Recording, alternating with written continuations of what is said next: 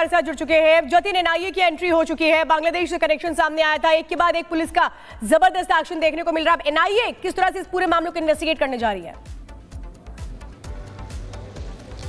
बिल्कुल, देखिए, जब से बांग्लादेश की एंट्री इस पूरे नागपुर हिंसा में हुई थी, उसके बाद से इस बात के कयास लगाए जा रहे थे कि नेशनल इन्वेस्टिगेशन एजेंसी एनआईए भी इस मामले को इन्वेस्टिगेट करेगी और हूबहू वैसा ही देखने को मिल रहा है। एनआईए की एक टीम ने जो नागपुर कमिश्नर है उनसे संपर्क किया और जानकारी जुटाई है कि अभी तक की इन्वेस्टिगेशन में क्या कुछ निकलकर सामने आया। जो जानकारी मिल रही है कि सीपी ऑफिस से एनआईए को बताया गया कि तकरीबन 91 लोगों की गिरफ्तारी इस मामले में की गई है। आईपी एड्रेस के बारे में जानकारी दी गई है, कुछ पोस्ट में बांग्लादेश लिखा हुआ था उसकी जानकारी एनआईए को दी गई है और साथ ही अभी तक के जो भी क्लूज मिले हैं वो एनआईए के साथ शेयर किए गए हैं। दूसरी तरफ एनआईए की एक टीम संभाजी नगर भी पहुंची है। औरंगजेब की जहां पर कब्र है, कल सभी ने देखा वहां पर सिक्योरिटी कड़ी की गई थी। जो लोहे की शीट्स थी, एल्यूमिनियम शीट्स थी, वो कब्र के चारों तरफ लगा दिया गया, तकरीबन 12 फीट ऊंची। ना सिर्फ औरंगजेब की कब्र के आसपास का मुआयना किया, बल्कि उस पूरे परिसर के जो अधिकारी है, आसपास के जो लोग हैं, उनसे भी एनआईए की टीम ने बातचीत की है। तो कहीं ना कहीं इस पूरे मामले में जब बांग्लादेश कनेक्शन सामने आया, उसके बाद से अब एनआईए जांच कर रही है कि कैसे विदेश में बैठे लोग भारत को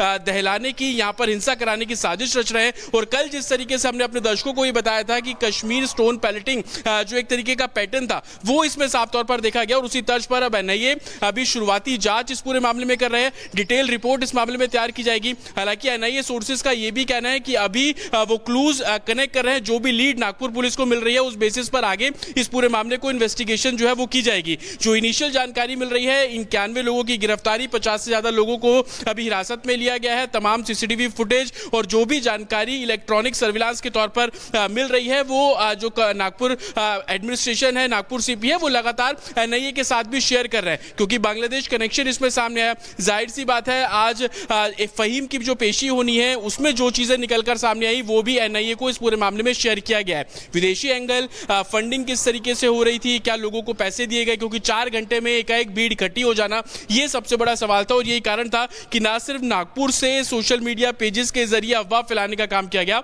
बल्कि नागपुर के बाहर भारत के दूसरे राज्यों और खास तौर पर बांग्लादेश और पाकिस्तान, ये दो ऐसे जो एक कंट्री बताया जा रहा है, यहां से भी अफवाह फैलाने के जो सिलसिला है वो किया गया। और कई ऐसे पोस्ट मिले हैं जिसमें र्यूमर्स फैलाए गए, लोगों ने उसको सोशल मीडिया पे शेयर किया। और यही कारण है कि एनआईए जांच करना चाह रहा है, एनआईए परखना चाह रहा है कि आखिरकार किस बेसिस पर ये जो पूरा एक तरीके से कॉन्स्पिरेसी थी वो रची गई। क्योंकि नागपुर पुलिस भी इस थ्योरी पर काम कर रही है कि ये जो पूरा सिचुएशन हुआ वो कहीं ना कहीं प्लान किया गया था। पहले लोगों के पास एक एक पत्थर कैसे पहुंच जाते हैं, डंडे कैसे पहुंच जाते हैं, पेट्रोल आप बता रहे हैं, लेकिन सबसे बड़ी चीज जो सामने निकल कर आई है, अभी हमने देखा था हाल ही में, वो फोटोज भी सामने आई है, संदिग्धों की तस्वीरें सामने आई है, जिसमें आपस में लोग फोन सबके हाथ में, सबसे बड़ी बात फोन सबके हाथ में लगा हुआ है, यानी कि सोशल मीडिया का इस्तेमाल किया गया है, फोन का इस्तेमाल किया गया है अफवाह फैलाने के लिए।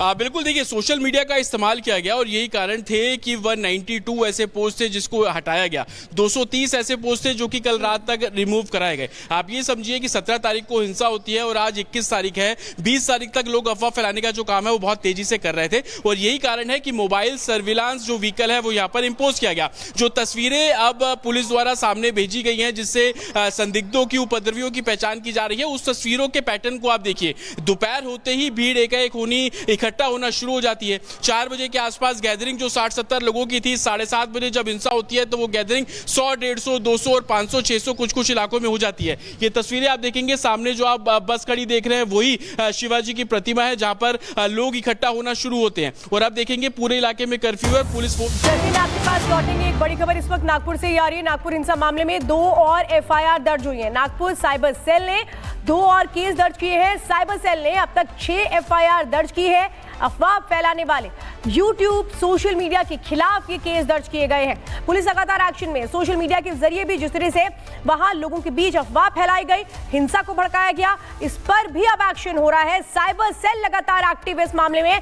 2 और केस दर्ज कर लिए गए हैं। इस पूरे मामले में अब तक 6 एफआईआर दर्ज की गई हैं और अब इस मामले में जिन लोगों ने भी सोशल मीडिया के जरिए गलत तरीके से लोगों के बीच बातें अफवाह के तौर पर फैलाई, अब उन पर सख्त एक्शन हो रहा है। हमारे साथ लगातार जतिन है। जतिन, एक तरफ एनआईए की एंट्री हो चुकी है, दूसरी तरफ इस पूरे मामले में अब उन लोगों पर भी शिकंजा है जो सीधे सीधे इन्वॉल्व थे सोशल मीडिया के जरिए अफवाह फैलाने में।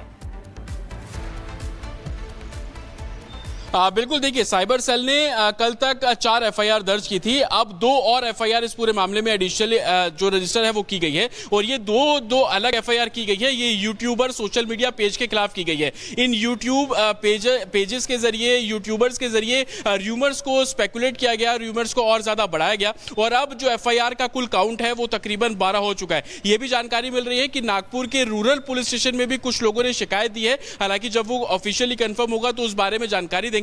तो जहां एक तरफ जो लोग अरेस्ट हो रहे हैं उनकी संख्या बहुत तेजी से बढ़ रही है, तो वही लीगल जो एक्शन है वो भी नागपुर पुलिस द्वारा साफ तौर पर लिया जा रहा है। टोटल 12 एफआईआर, शिकंजा उन उपद्रवियों पर भी जो लगातार आगजनी कर रहे थे। उसके बाद सोशल मीडिया पेज पर र्यूमर्स फैलाने वाले, अफवाह फैलाने वालों के खिलाफ कार्रवाई हुई। यही वो साइबर सेल है जिसने फहीम खान के ऊपर देशद्रोह के तहत जो धाराएं हैं वो इंपोज की थी, और अब जो 2 अलग एफआईआर दर्ज। बहुत शुक्रिया हमारे साथ जुड़ने के लिए जतिन। और इसी बीच एक और बड़ी खबर आ रही है। आपको बता दें कि दिल्ली में पीडब्ल्यूडी के एग्जीक्यूटिव इंजीनियर सस्पेंड किए गए हैं। सस्पेंड करने के लिए बोला है, और जो सारे अधिकारी हैं सबको स्पष्ट रूप से बोला है कि अगर आप लोग अपना काम को ठीक नहीं करेंगे तो कार्रवाई होगी। हम ये हमारी राजधानी को, दिल्ली को ऐसे हाल में नहीं छोड़ सकते। मैंने यहाँ के एक्सीएन को सस्पेंड करने के लिए बोल दिया है।